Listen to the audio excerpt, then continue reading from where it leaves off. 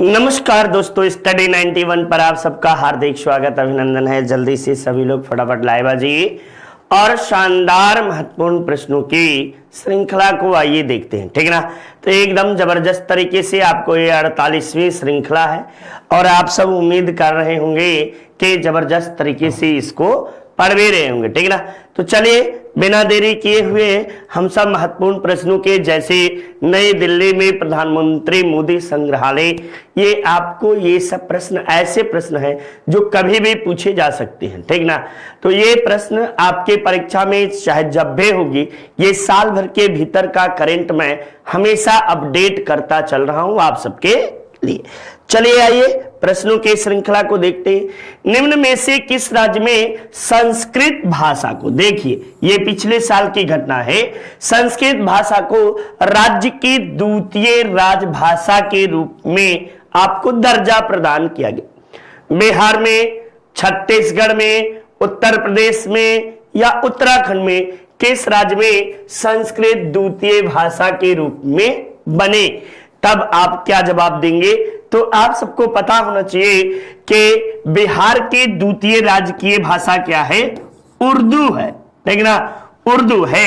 वहीं उत्तर प्रदेश की भी द्वितीय राजकीय भाषा उर्दू है और आपको जो है कि उत्तराखंड की राजकीय भाषा संस्कृत बनी है, द्वितीय राजकीय भाषा।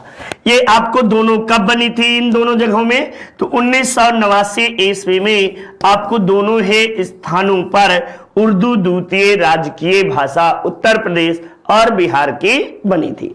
जबकि संस्कृत इसके पहले और किस राज्य की द्वितीय भाषा है, तो हिमाचल प्रदेश, ठीक ना, हिमाचल प्रदेश, हिमाचल प्रदेश की भी आपको द्वितीय राजकीय भाषा क्या है, द्वितीय राजकीय भाषा, ठीक ना, राजकीय भाषा संस्कृत ही है, ठीक, संस्कृत आपको है। वैसे कुल आपको जो है भाषा का उल्लेख किसमें किया गया है, तो 8वें अनुसूची में, 8वें अनुसूची में आपको जो है अनुसूची में 22 भाषाओं का उल्लेख है, 22 भाषाओं का उल्लेख है आपको दिया गया है, ठीक ना। संविधान के प्रारंभ में आपको 14 भाषाएं हुआ करते थे, कितने, प्रारंभ में आपको जो है प्रारंभ में 14 भाषाएं आपको थी। ये बातें भी आप याद किए रहिए, जानते रहिए, ठीक। तो ये आपको तो बातें हुई। अब यहीं पे कुल कितने राज्यों की हिंदी भाषा है, तो 10 राज्यों के, 10 राज्यों की प्राथमिक भाषा हिंदी है, यानी प्राथमिक भाषा क्या है, हिंदी है। ये कौन कौन से राज्य हैं, तो आपको याद करने के तरीके सीधे सीधे बिहार झारखंड 2 हो गए, उत्तर प्रदेश उत्तराखंड 4 हो गए, मध्य प्रदेश छत्तीसगढ़ 6 हो गए, बचा राजस्थान 7, हरियाणा 8, दिल्ली 9, हिमाचल प्रदेश 10। ये 10 राज्यों के राजकीय भाषा जो है वो क्या है, हिंदी है, ठीक। यहां तक आपको चीजें समझ में आई होंगी। चलिए नेक्स्ट देखते हैं। समस्थानिक होते हैं किसी एक ही तत्व के परमाणु जिनका क्या होता है, परमाणु भार समान होता है परंतु परमाणु क्रमांक भिन्न होता है, या जिनका आपको जो है कि परमाणु भार भिन्न होता है और परमाणु क्रमांक समान होता है, या जिनका परमाणु क्रमांक तथा परमाणु भार समान होते हैं, या उपयुक्त में से कोई नहीं। जल्दी से सभी लोग फटाफट जवाब दीजिएगा। आप सबके जवाब के प्रतीक्षा में कमेंट बॉक्स में जल्दी से कमेंट करिए, ठीक ना, जल्दी से आप सब कमेंट करिए, आपको क्या होगा इस प्रश्न का जवाब, ठीक, जल्दी से। तो कुछ लोगों का जवाब जो है बिल्कुल सही आ रहा है और जिनका जवाब 2 आ रहा है बच्चा, वो लोग एकदम सही हैं। यानी आप कह सकते हो कि परमाणु भार जिनका भिन्न है और परमाणु क्रमांक जिनका समान है उन्हें हम क्या कहते हैं, तो आपको क्या कहते हैं, समस्थानिक के नाम से जानते हैं। लेकिन जिनका परमाणु भार समान है और परमाणु क्रमांक भिन्न होता है, उन्हें हम लोग क्या कहते हैं, तब आप बताइएगा कि उन्हें समभारिक कहते हैं। समभारिक और समस्थानिक ये दो चीजें होती है। सबसे अधिक समस्थानिक किसका होता है, तो कार्बन का सबसे अधिक समस्थानिक, कार्बन का सर्वाधिक समस्थानिक आपको होता है, ठीक ना। ये चीजें याद करते रहिए, देखते चलिए। आपके सामान्य से प्रश्न है, सूची 1 को सूची 2 से मिलान करना है।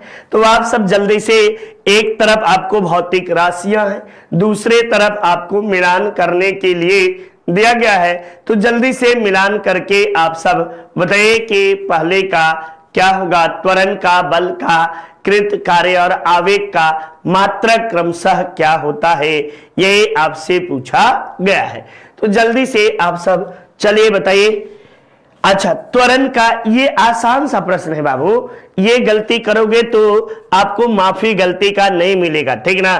त्वरण का वेग आपको क्या होता है, तो मीटर प्रति सेकंड स्क्वायर, त्वरण का मीटर प्रति सेकंड स्क्वायर होता है। वही बल का आपको जो मात्रक होता है न्यूटन होता है, या डाइन भी कहीं कहीं लिखा रहता है।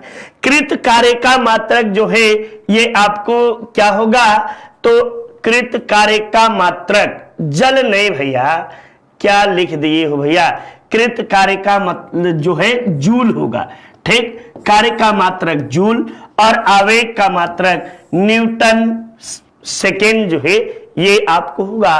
तो इस तरह से पहले का चौथा, दूसरे का तीसरा, तीसरे का पहला और दूसरे का चौथे का दूसरा, ठीक ना। तो इस तरह ऑप्शन संख्या 4 इज योर राइट आंसर। 4 जो है ये आपको बिल्कुल सही जवाब हुआ, ठीक ना। तो ये आप सही से लगाइए।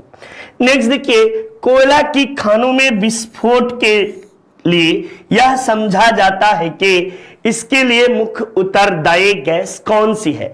कौन सी गैस जो है कोयले के खदानों में आपको जो है विस्फोट के लिए उत्तरदायी होती है। ये कई बार आपको इसीलिए अंदर जो है किसी तरह का धूम्रपान या इन सब चीजों से, जहां माइनिंग का काम होता है वहां रोका जाता है, ठीक ना। चूंकि माइनिंग में मैं कुछ दिन रहा हूं, देखा हूं, ठीक। तो एसिटिलीन या कार्बन मोनोऑक्साइड या हाइड्रोजन या मीथेन, तो आपको जब भी पाया जाएगा तो मीथेन एक ज्वलनशील गैस है, ठीक ना। और इसीलिए आप देखते होंगे कि कई बार खदानों में आग लग जाती है तो बूझती नहीं है, ठीक ना। तो मीथेन आपको इसके लिए उत्तरदायी होते हैं।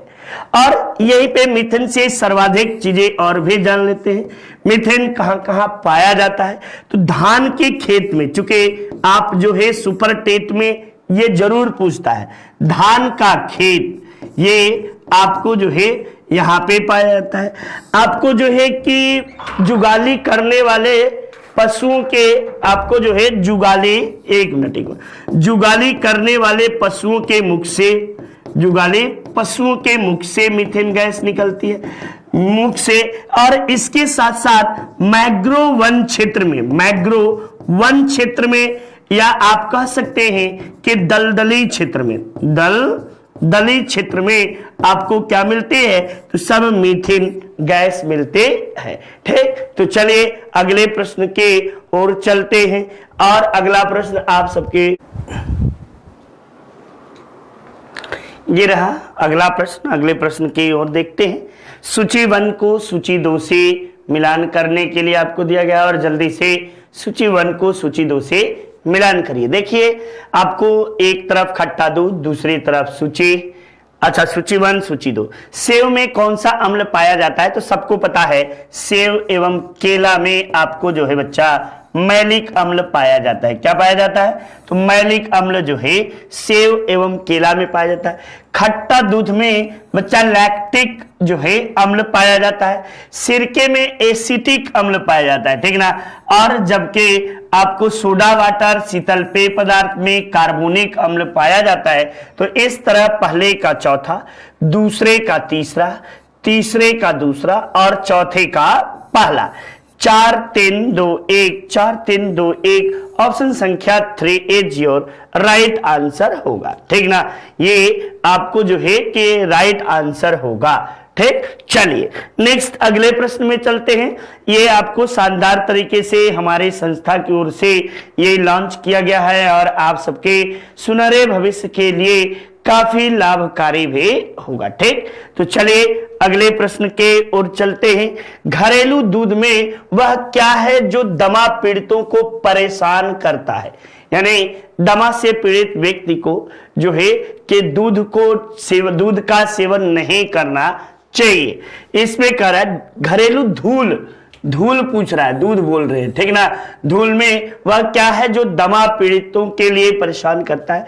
रसायन जो धूल में विद्यमान हो, धूल में कार्बनिक कण, धूल में बारूदी या धूल के नमी, किसके कारण धूल आपको जो है कि पीड़ितों को परेशान करता है, दमा पीड़ितों को? तो धूल में, ये जल्दी से कमेंट बॉक्स में आप लोग जवाब दीजिए। आप सबके जवाब के प्रतीक्षा में है कि घरेलू धूल में क्या है जो दमा पीड़ितों को परेशान करता है। ठीक, तब ये इस प्रश्न का जवाब होगा धूल बारूदी। धूल बारूदी के कारण है आपको जो है दमा पीड़ित, श्वास लेने में धूल के बहुत महीन महीन कण होते हैं और वो श्वास लेने में बहुत परेशानियां पैदा कर देते हैं और इसे ही हम लोग कहते हैं धूल बारूदी।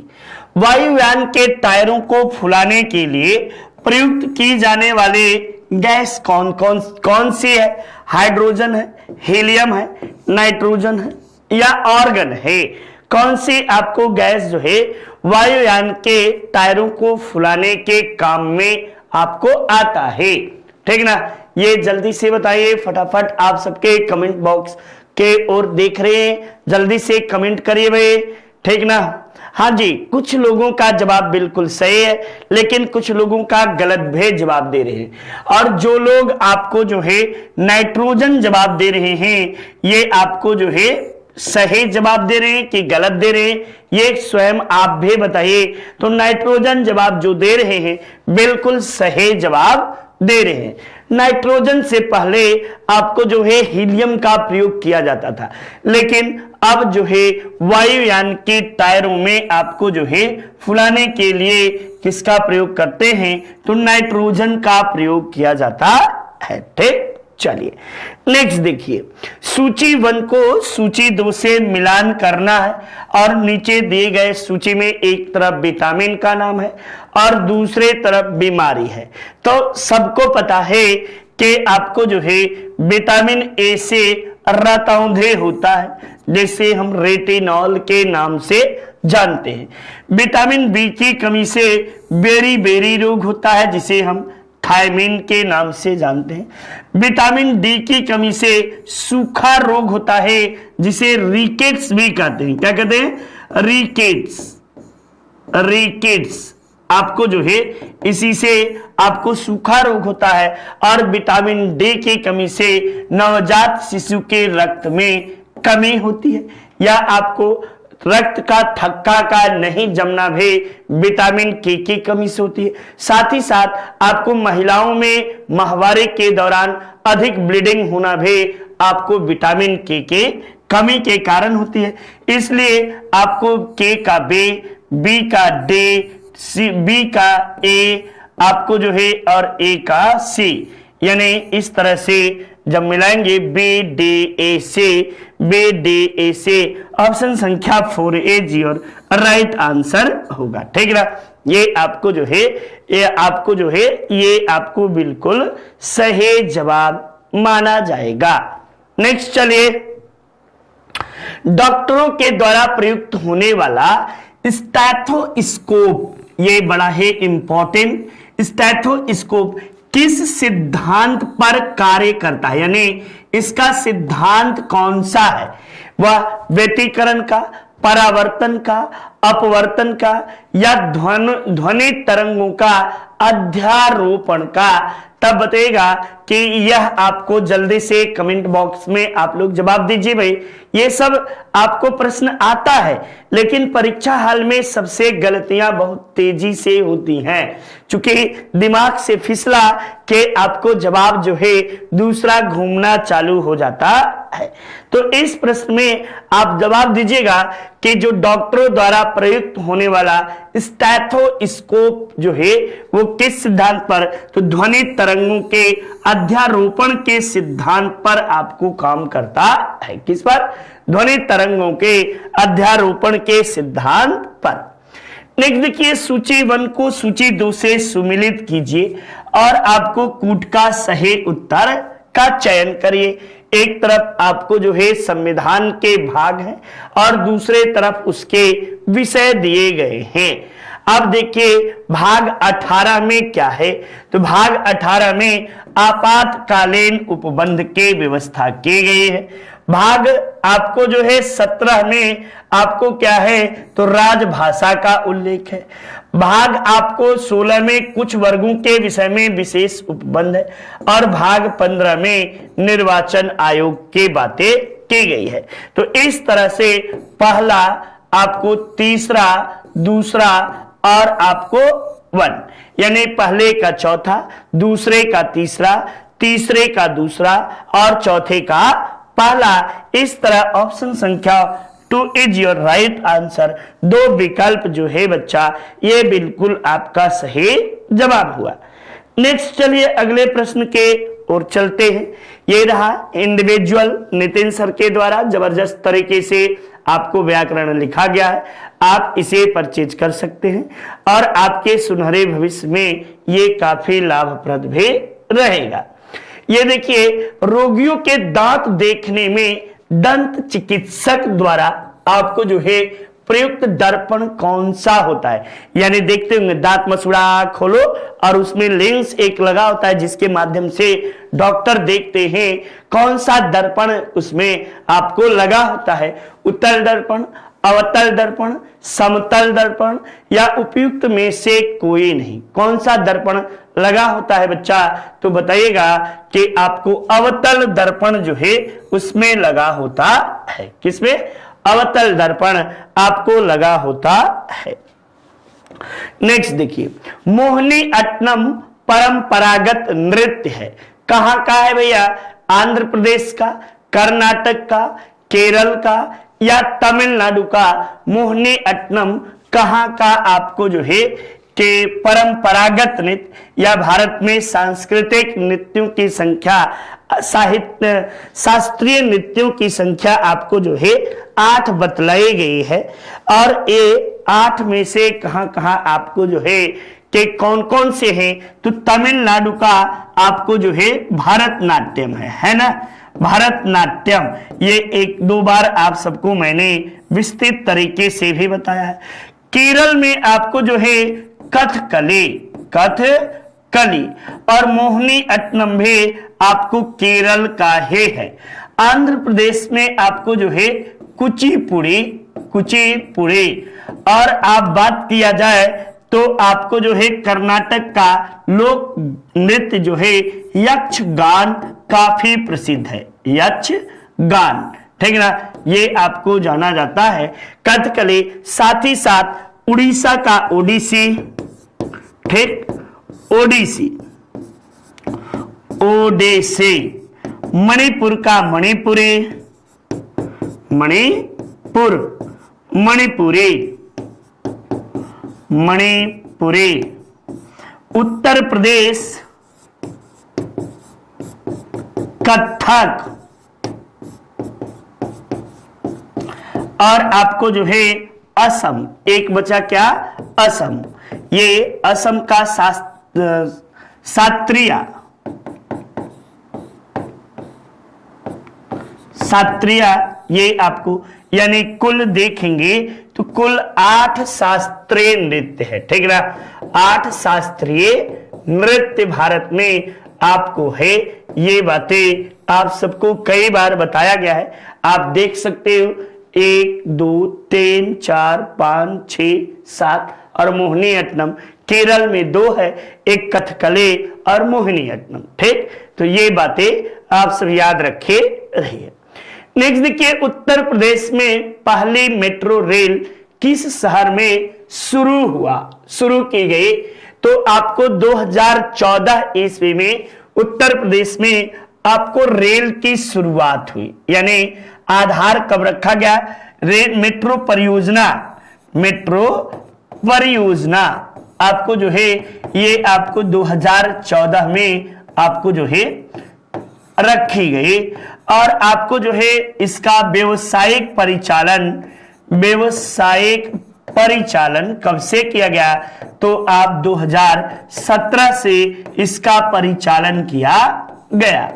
आपको बता दें कि भारत में ये आपको जो है पहला मेट्रो ये उत्तर प्रदेश में लखनऊ में आपको स्थापित हुआ था, ठीक ना। लखनऊ में आपको ये जितनी बातें हैं ये सब लखनऊ परियोजना से, मेट्रो योजना से संबंधित है। वैसे भारत में आपको जो है पहली बार मेट्रो के आधार कहां रखा गया?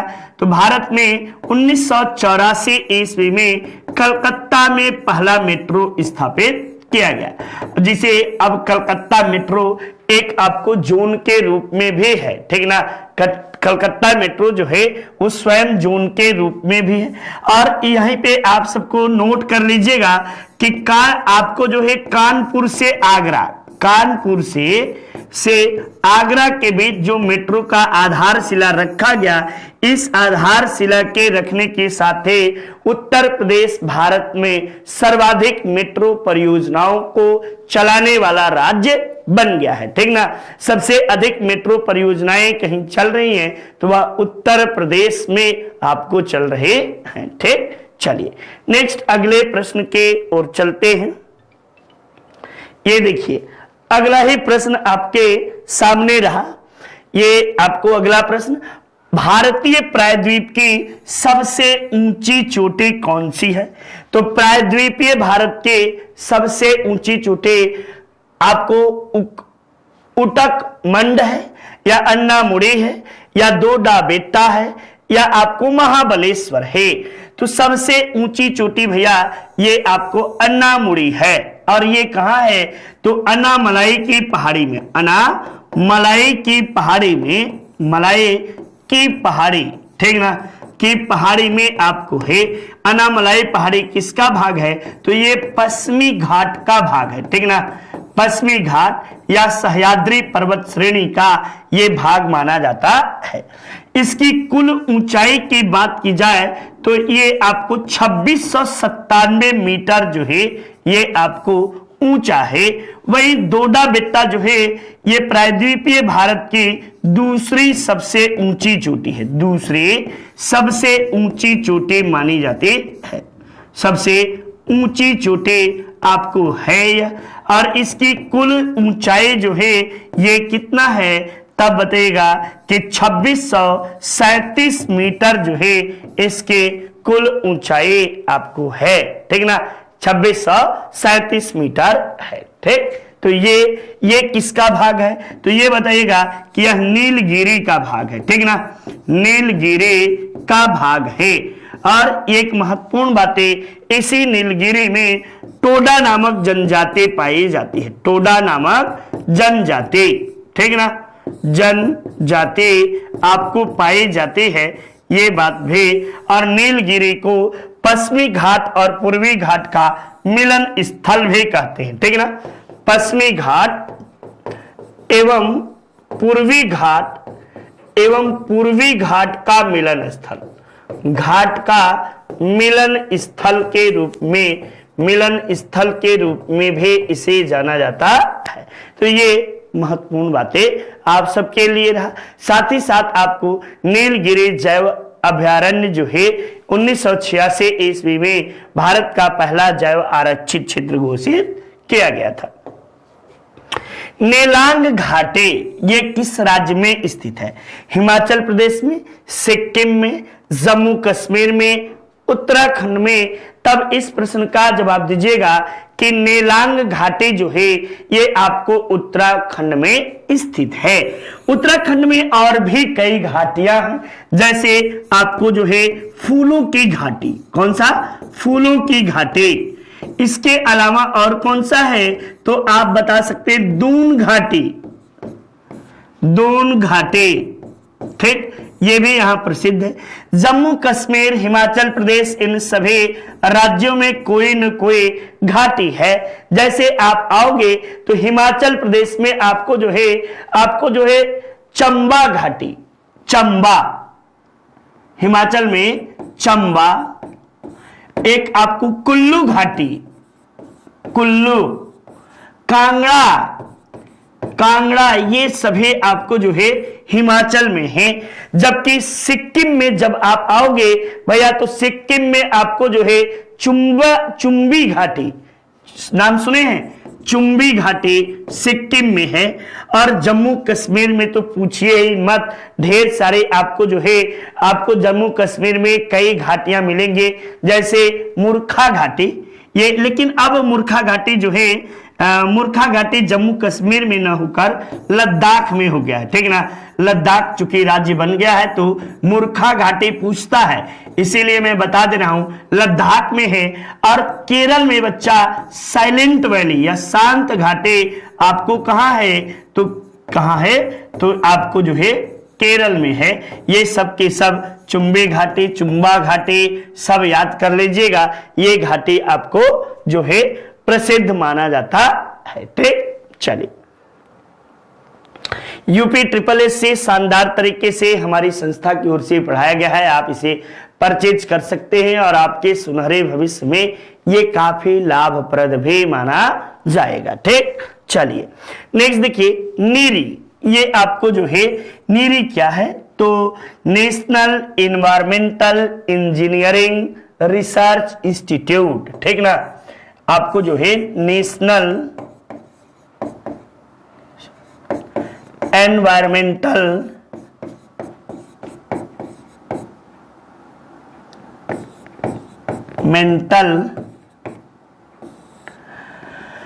इंजीनियरिंग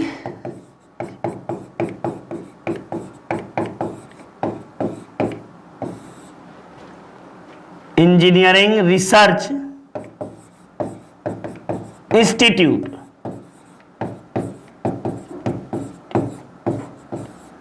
आपको है। और इसका मुख्यालय जो है ये कब स्थापित किया गया था तो 1958 ईस्वी में आपको इसके आधारशिला द्वितीय पंचवर्षीय योजना के दौरान रखी गई थी। द्वितीय पंचवर्षीय योजना के दौरान, ठीक ना। और ये आपको नीरे कहां है तो नागपुर, न से नीरे न से नागपुर आप लगाइएगा, और इसके स्थापना नीरी में किया गया था। और ये CSIR का आपको उपक्रम है, CSIR। ये CSIR क्या है ये कमेंट बॉक्स में आप लोग बताइएगा, ठीक ना। कमेंट बॉक्स में आप लोग जवाब दीजिएगा। CSIR बड़ा सुन रहे होंगे, कोरोना काल में CSIR का बड़ी भूमिका थी, ठीक ना। कोरोना के आपको जो है वैक्सीन के डेवलपमेंट में। ग्रीन मफलर किससे संबंधित है, ये बातें भी मृदा प्रदूषण से, वायु प्रदूषण से, ध्वनि प्रदूषण से या जल प्रदूषण से। जल्दी से आप सब जवाब दीजिए, ग्रीन मफलर किससे संबंधित है। चूंकि ग्रीन मफलर आप ग्रीन से हवा मत समझ लीजिएगा, ठीक ना। ये वही वाला के पुष्पा ना समझिएगा, ठीक। तो ये डायलॉग जाने दीजिए, डायलॉग नहीं मारूंगा मैं। ये आपको जो है ध्वनि प्रदूषण से संबंधित है। ग्रीन मफलर का मतलब ये है कि आप देख रहे होंगे कि सड़कों के दोनों सिराओं पर आपको जो है छोटी पत्ते वाले वृक्ष लगाए जाते हैं। ये छोटी पत्ते वाले वृक्ष जो हैं ये आपको ट्रकों और वाहनों से निकलने वाली आपको जो है आवाज, धुआं, इन सबको एब्जॉर्ब करती हैं, ठीक ना। इसे ही हम ग्रीन मफलर के नाम से जानते हैं। मफलर क्या करता है, मफलर हमारा आवाज जो है ठंड को रोकता है, आवाज को रोकता है। उसी तरह आपको जो है कि ये छोटी छोटी पौधे भी रोकने का काम करते हैं। भारतीय विकेट कीपर जो सबसे तेज आपको जो है 100 विकेट लेने वाले बने हैं, रिद्धिमान शाह, दिनेश कार्तिक, KL राहुल या आपको ऋषभ पंत। कौन से बने हैं, तब बताएगा ऋषभ पंत जो है ये सबसे तेज आपको विकेट लेने वाले जो है, विकेट के पीछे सबसे तेज आपको जो है विकेट लेने वाले खिलाड़ी बने हैं, ठीक ना, खिलाड़ी बने हैं। ठीक, चलिए नेक्स्ट देखिए अगले प्रश्न के ओर चलते हैं। इन्होंने धोनी से भी तेज आपको जो है पूरा किया है। चलिए, हाल ही में किस राज्य में अस्पा, ठीक ना, अस्पा को 6 महीने के लिए बढ़ा दिया गया है। अस्पा कानून जो होता है वो आपको विशेष क्षेत्रों में लागू किया जाता है और खासकर भारत के पूर्वोत्तर राज्यों में अस्पा कानून आपको कई सालों से चल रहा है। लद्दाख में है, जम्मू कश्मीर में है, नागालैंड में है या अरुणाचल प्रदेश में है, तब बताएगा अस्पा कानून को जो है ये नागालैंड में 6 महीने के लिए आपको बढ़ा दिया गया है। आप सबको बता दें कि हाल फिलहाल है आपको केंद्रीय गृह मंत्री आपको अमित शाह जी के नेतृत्व में नागालैंड के साथ जो है एक नागा फ्रंट के साथ बातचीत चल रही है। मामले को हल करने का प्रयास किया जा रहा है। नागाओं को मुख्य धारा से, समाज की मुख्य धारा से जोड़ने के लिए सरकार प्रतिबद्ध दिखाई पड़ रही है, ठीक ना। तो इनके साथ ही जब ये मुख्य धारा से जुड़ जाएंगे तो जो इनकी मांगे हैं स्वीकार कर ली जाएंगे और ये भी आपको जो है कि जिस तरह से आतंकी गतिविधियों या नक्सल गतिविधियों में संलग्न है, सारी चीजें सॉल्व हो जाएंगी। ठीक, चलिए, किस राज्य में खेलो इंडिया गेम्स 2023 का आयोजन किया जाएगा? हरियाणा में, मध्य प्रदेश में, कर्नाटक में या उड़ीसा में? जल्दी से बताइए किस राज्य में आपको जो है ये किया जाएगा। तो आप किसे जवाब देंगे, ठीक ना, ये किसे मानेंगे, जल्दी से बताइए कमेंट बॉक्स में कमेंट करके। आपके कमेंट के हम सब प्रतीक्षा कर रहे हैं, ठीक ना। और मैं तो आप सबके कमेंट के विशेष रूप से प्रतीक्षा करता रहता हूं कि कुछ तो जवाब दे। लेकिन हाँ जी, अच्छा, बिल्कुल बिल्कुल मैक्सिमम लोगों का जवाब बच्चा बिल्कुल सही आ रहा है।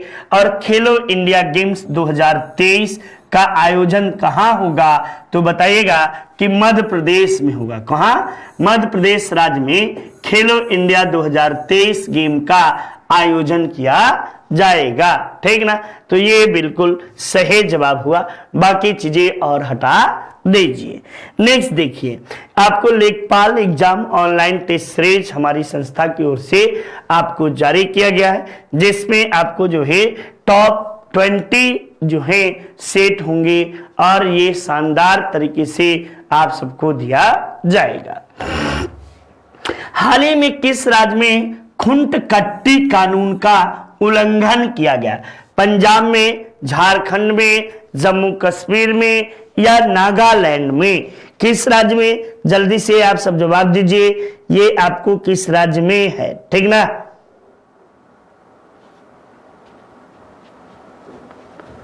ये कहां पे आपको जो है खुंट कट्टी कानून, ये खुंट कट्टी कानून आपको जो है खुंटी जिला है, ये तो पता है झारखंड में, और ये झारखंड से संबंधित कानून भी है, ठीक ना। ये कहां से है? तो झारखंड से संबंधित कानून है जहां पे आपको इसका उल्लंघन किया गया है।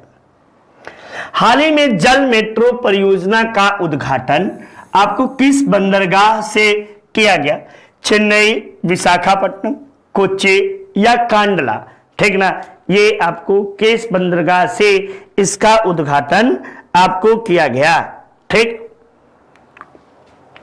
तो दिसंबर 2021 ईस्वी में आपको जो है कोच्चि बंदरगाह से जल मेट्रो के शुरुआत की गई या उद्घाटन किया गया। दिसंबर 2021 में आपको जो है जल मेट्रो की शुरुआत जो है कहां से किया गया? तो कोच्चि से किया गया। नेक्स्ट, किस राज्य ने राष्ट्रीय स्टार्टअप पुरस्कार सर्वाधिक जीते? कर्नाटक ने, उत्तर प्रदेश ने या आपको उड़ीसा ने या महाराष्ट्र के द्वारा? किसके द्वारा सर्वाधिक आपको जो है स्टार्टअप पुरस्कार जीता गया? तब बताइएगा कि वह राज्य कौन है? जल्दी से कमेंट बॉक्स में आप लोग जवाब दीजिएगा और मैं तब तक आपको आंसर बता देता हूं कि वह राज्य कर्नाटक है, जो कि स्टार्टअप पुरस्कार सबसे अधिक विजित किया है। नेक्स्ट अगले प्रश्न में आइए। पीएम मोदी ने नेताजी सुभाष चंद्र बोस के हेलोग्राम प्रतिमा का अनावरण कहां किया? ये आपको कहां किया? नई दिल्ली में, पश्चिम बंगाल में, उड़ीसा में या अंडमान निकोबार में? आपको कहां पे किया नरेंद्र मोदी जी ने? तब बताइएगा कि इसका उद्घाटन नई दिल्ली में किया गया, ठीक ना। और आप सबको एक महत्वपूर्ण बात है कि कालका एक ट्रेन चलती थी, अब उसका नाम जो है सुभाष चंद्र बोस ट्रेन कर दिया गया है, ठीक ना। नेताजी ट्रेन, मेन रूप से उसका नाम नेताजी ट्रेन रख दिया गया, ठीक। तो ये आपको नई दिल्ली में नेताजी सुभाष चंद्र बोस के हेलोग्राम प्रतिमा का अनावरण किया गया।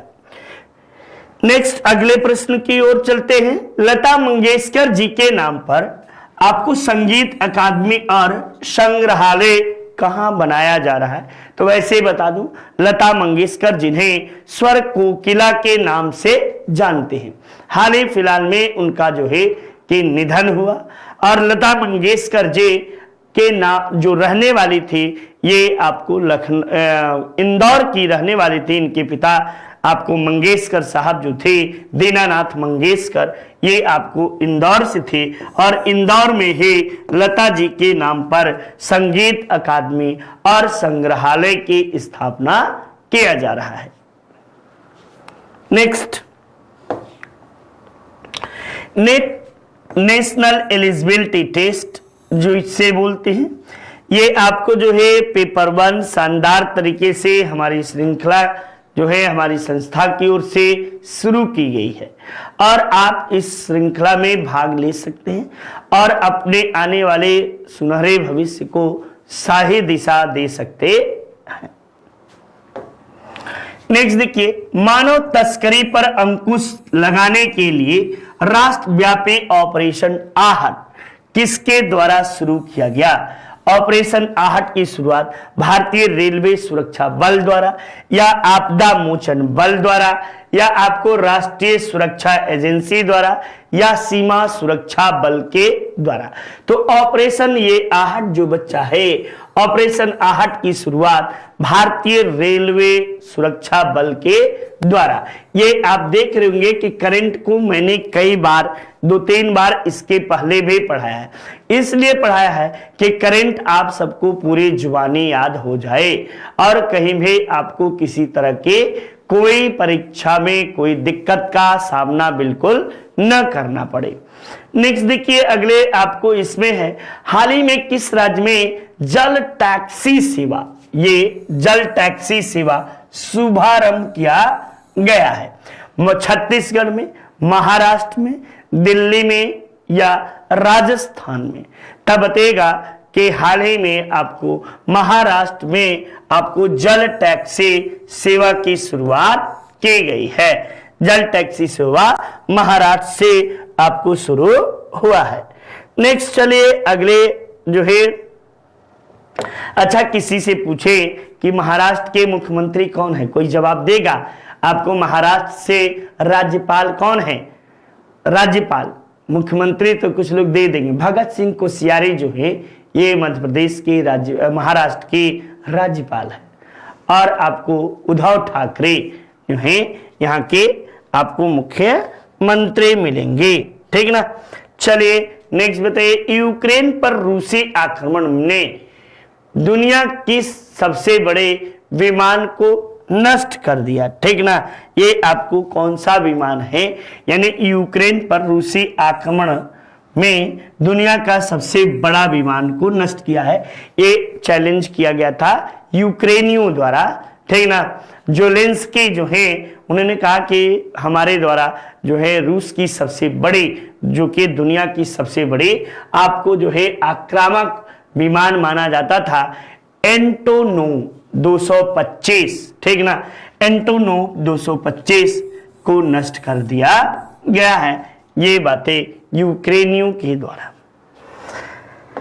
और यहीं पे किस राज्य सरकार द्वारा साइंस इनोवेशन हब विकसित किया जा रहा है? ये कर्नाटक, नई दिल्ली, असम या आपको गुजरात? तब बताइएगा कि साइंस इनोवेशन हब जो है ये अरविंद केजरीवाल के नेतृत्व वाली सरकार जो कि दिल्ली में है, दिल्ली में आपको इसकी शुरुआत की जा रही है। साइंस इनोवेशन हब के रूप में बनाया जा रहा है। नेक्स्ट अगले प्रश्न के ओर चलते हैं। ये रहा हमारा, हाल ही में भारत के 23वीं महिला ग्रैंड स्लैम किसने जीता? ये प्रश्न भी आपकी परीक्षा में कई बार पूछा गया है। तो ये आपको जो है किसके द्वारा जीता गया? 23वीं महिला ग्रैंड स्लैम विजेता कौन बने? तो प्रियंका नुकट्टे या दिव्या देशमुख, तानिया सचदेवा या सुब्बा रमन लक्ष्मी? तब बताइएगा कि प्रियंका नुटक्की जो है ये यही जीती हैं और 19 वर्ष की आयु में इन्होंने महिला ग्रैंड स्लैम का खिताब पाया। ठीक ना, ये महिला ग्रैंड स्लैम जीती है। यूपी पुलिस शानदार बैच हमारी संस्था की ओर से संचालित है, आप इसे परचेज कर सकते हैं और आपके सुनहरे भविष्य के लिए काफी फायदेमंद भी है। हाल ही में एशियाई बिलियर्ड्स का खिताब किसने जीता? आपको जो है एशियाई बिलियर्ड्स का खिताब जो है ये पंकज आडवाणी ने, ध्रुव सीतलवाला ने या सौरभ चौधरी ने या पॉक शाह के द्वारा जीता गया? तो एशियाई बिलियर्ड्स का खिताब जो है ये पंकज आडवाणी ने ध्रुव सीतलवाड़ा को पराजित करके जीता। ठीक ना, तो ये बातें। और बिलियर्ड्स से एक पुराने खिलाड़ी भारत के थे, गीत सेठी, नाम सुने होंगे, बड़े ही जबरदस्त। एशले बार्टी ने हाल ही में अपने टेनिस कैरियर से संन्यास ले लिया। ठीक ना, ये बहुत कम एज में एशले बार्टी ने संन्यास लिया। ये आपको कहाँ के, किस देश की थी? यूएस के, यूएई की, रूस के या ऑस्ट्रेलिया के?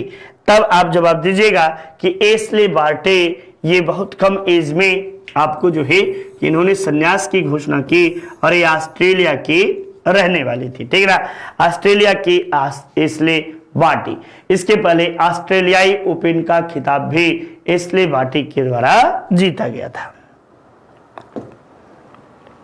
हाल ही में किन राज्यों में सीमा विवाद के समाधान के लिए ऐतिहासिक समझौते पर हस्ताक्षर हुए?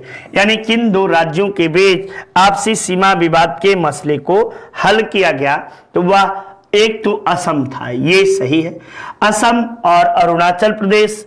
अच्छा, नागालैंड त्रिपुरा नहीं, मिजोरम और मणिपुर नहीं, असम और मेघालय के बीच। ठीक ना, असम और मेघालय के बीच आपसी जो सीमा विवाद था, इस सीमा विवाद को सॉल्व करने का प्रयास किया गया है। दोनों राज्यों के मुख्यमंत्री प्लस आपको जो है केंद्रीय गृह मंत्री के नेतृत्व में ये दोनों राज्यों ने आपसी सीमा से सटे जो विवाद था इन्हें समाप्त करने की घोषणा की है। हाल ही में भारत और किस देश के मध्य रेलगाड़ी चलाने जा रही है? ठीक ना, भारत देश जो है किस देश के मध्य? नेपाल के बीच, भूटान, बांग्लादेश या पाकिस्तान? तो हाल ही में भारत जो है आपको नेपाल के साथ जो है कि रेल सेवा की शुरुआत करने वाला है। ठीक ना, रेल सेवा की शुरुआत नेपाल से भारत करने वाला है।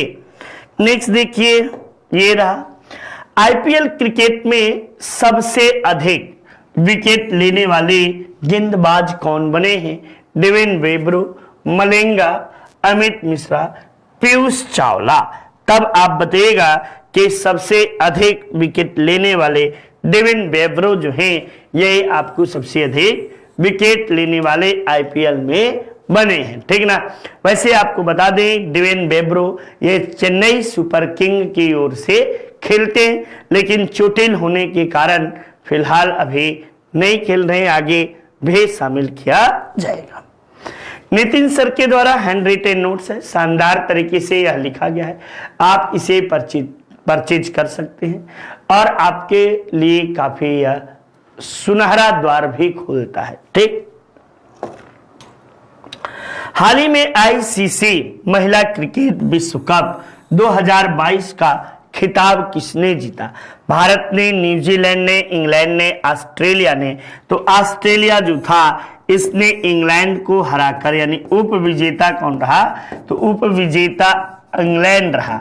और ये आपको कहाँ आयोजित हुआ था? तो इसका आयोजन जो है 2022 का आयोजन न्यूजीलैंड में था, ठीक ना। न्यूजीलैंड में आपको इसका आयोजन था। और आपको ये महत्वपूर्ण बातें जो है कि रहे, ये आप जान सकते हो, चीजें समझ सकते हो। हाल ही में राष्ट्रीय भारोत्तोलन चैंपियनशिप में स्वर्ण पदक किसने जीता? एन मारिया ने, गुरुदेव सिंह ने, उपयुक्त दोनों ने, या मीराबाई चानू के द्वारा आपको जीता गया? तब आप बताइएगा कि उपयुक्त दोनों, एन मारिया और गुरुदेव सिंह दोनों ने राष्ट्रीय भारोत्तोलन चैंपियनशिप में आपको महिला और पुरुष वर्ग में अलग अलग जो है स्वर्ण पदक जीते हैं, ठीक। चलिए नेक्स्ट देखिए, आपको जो है क्षेत्र के समृद्ध सांस्कृतिक इतिहास के संरक्षित और बढ़ावा देने के लिए सामुदायिक संग्रहालय कहां खोला जा रहा है या शुरू किया जा रहा है? जेरी हैमलेट में, तिरी गांव में, बयान गांव में, या आपको जो है गया समूमा में? तो गया समूमा में आपको जो है ये खोला जा रहा है। नेक्स्ट भाई, हाल ही में वर्ल्ड डबल्स स्क्वैश चैंपियनशिप का स्वर्ण पदक किसने जीता? दीपिका पल्लिकल ने, सौरभ घोषाल ने, एड्रियन वालर ने, एक और दो दोनों? तब आप बताइएगा एक और दो दोनों ने मिलकर, यानी आपको जो है दीपिका पल्लिकल और सौरभ घोषाल दोनों आपको डबल स्क्वैश चैंपियनशिप में स्वर्ण पदक जीते हैं, ठीक ना। नई दिल्ली में बने प्रधानमंत्री संग्रहालय का उद्घाटन किसने किया? रामनाथ कोविंद ने, नरेंद्र मोदी ने, अमित शाह ने, या वेंकैया नायडू ने? किसके द्वारा किया गया? तो बताइएगा नरेंद्र दामोदर दास मोदी जी के द्वारा ये आपको उद्घाटन किया गया, ठीक ना। चलिए नेक्स्ट देखिए, ये वीडियो शानदार तरीके से हमारी संस्था की ओर से लिखा गया है और आपके सुनहरे भविष्य में ये काफी सहायक भी सिद्ध होगा, ठीक ना। तो उम्मीद करता हूं कि आप सबको चीजें भले भांति समझ में आ रही होंगी और आगे भी आती रहेंगी, ठीक। चलिए अगले प्रश्न में, भाखड़ा नांगल परियोजना किन राज्यों से संबंधित है? तो भाखड़ा नांगल जो है ये आपको परियोजना किस पर बना है? तो सतलज नदी पर बना है, ठीक ना। सतलज नदी पर आपको भाखड़ा नांगल परियोजना के आधारशिला रखी गई है। इससे लाभान्वित होने वाले राज्य आपको राजस्थान, पंजाब एवं हरियाणा, ये राज्य जो हैं ये लाभान्वित होते हैं। जबकि सर्वाधिक बिजली किसको मिलती है? तो दिल्ली राज्य भी इसके साथ लाभान्वित होने वाले राज्यों में से है। भाखड़ा नांगल बांध आपको गुरुत्वीय बांध है और ये एशिया का सबसे बड़ा गुरुत्वीय बांध माना जाता है, ठीक। तो ये बातें हैं। इसी बांध से आपको एक हरिके बैराज कैनाल है शायद, और उसी से आपको जो है एक कैनाल निकला है हरिके बैराज नामक स्थान से, जिसे इंदिरा नहर कहते हैं, ठीक। कहीं कहीं लिखा है कि ये आपको जो है ब्यास और सतलज के मिलन स्थल से है, ठीक। भारत में स्थानीय स्वशासन का जनक किसे कहा जाता है? स्थानीय स्वशासन लॉर्ड कॉर्नवालिस को, लॉर्ड विलियम बेंटिक को, लॉर्ड रिपन को, या लॉर्ड कैनिंग को? तो लॉर्ड रिपन जो है ये स्थानीय स्वशासन के जनक माने जाते हैं। भारत में स्थानीय स्वशासन की शुरुआत कब हुई? तो इसकी शुरुआत जो है 1882 ईस्वी में हुई। कहां से हुई? यानी पूछे कि कहां से, तब बताएगा मद्रास से, ठीक, मद्रास से आपको मद्रास नगर पालिका का गठन के बातें किया गया है। स्थानीय स्वशासन आपको जो है ये प्राचीन भारत में कहां पे देखने को मिलता है, तो चोल काल में स्थानीय स्वशासन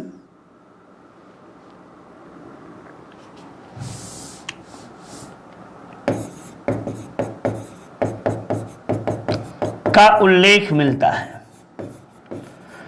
जब बात की जाए आर्टिकल नंबर 40 अनुच्छेद 40 ग्राम पंचायतों के गठन की बातें की गई है, ठीक ना, ग्राम पंचायतों के गठन की बातें आपको यहां पे की गई है। नेक्स्ट देखिए, त्रिस्तरीय पंचायती राज तंत्र में शामिल है कौन कौन सा ग्राम पंचायत, आपको ब्लॉक अथवा पंचायत समिति और जिला परिषद।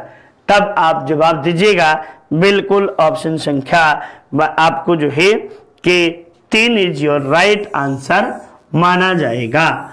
ये जिला स्तर पर जो है जिला परिषद, जिसे हम जिला पंचायत भी यूपी में कहते हैं, यूपी में जिला पंचायत के नाम से जानते हैं, ठीक ना। और जिला पंचायत अध्यक्ष जो होता है इसका प्रमुख होता है, और पंचायत को ब्लॉक भी कहते हैं, ठीक, या क्षेत्र पंचायत, ठीक ना, इस नाम से भी जानते हैं। और ग्राम पंचायत को ग्राम पंचायत के नाम से जानते हैं, जहां पे प्रधान जी मुखिया होते हैं, ठीक। सेफ्रॉन क्रांति किससे संबंधित है, तो आपको दुग्ध से श्वेत क्रांति है, श्वेत क्रांति किससे है, तो दूध से संबंधित है। हाँ, चाय से संबंधित आपको क्रांति पूछा गया है, तो चाय से संबंधित आपको ग्रीन गोल्ड क्रांति जो है ये चाय से संबंधित है, ग्रीन गोल्ड क्रांति, ठीक ना, ये पहली बार आप सबके सामने आ रहा होगा, ग्रीन गोल्ड क्रांति। मसाला से आपको जो है केसर के उत्पादन से सेफ्रॉन क्रांति आपको संबंधित है, जबकि मसालों के उत्पादन से बादामी क्रांति जो है ये बादामी क्रांति मसाला उत्पादन से संबंधित है। तो ये सारे आपको जो है जवाब हो। नेक्स्ट, सुनहरी क्रांति किससे संबंधित है, तो बागवानी से ही आपको सुनहरी क्रांति है, जबकि अंडा के उत्पादन से रजत क्रांति है, ठीक ना बच्चा, रजत क्रांति अंडा से है। आलू के उत्पादन से गोल क्रांति है, और आपको मांस के उत्पादन से लाल क्रांति है। तो इस तरह से आप सबने देखा कि सारे जो है क्रांतियों के विषय में। तो इस तरह एक शानदार प्रश्नों की श्रृंखला समाप्त हुई। आप सबका दिन मंगलमय हो, इन्हीं कामनाओं के साथ जय हिंद, जय भारत, नमस्कार।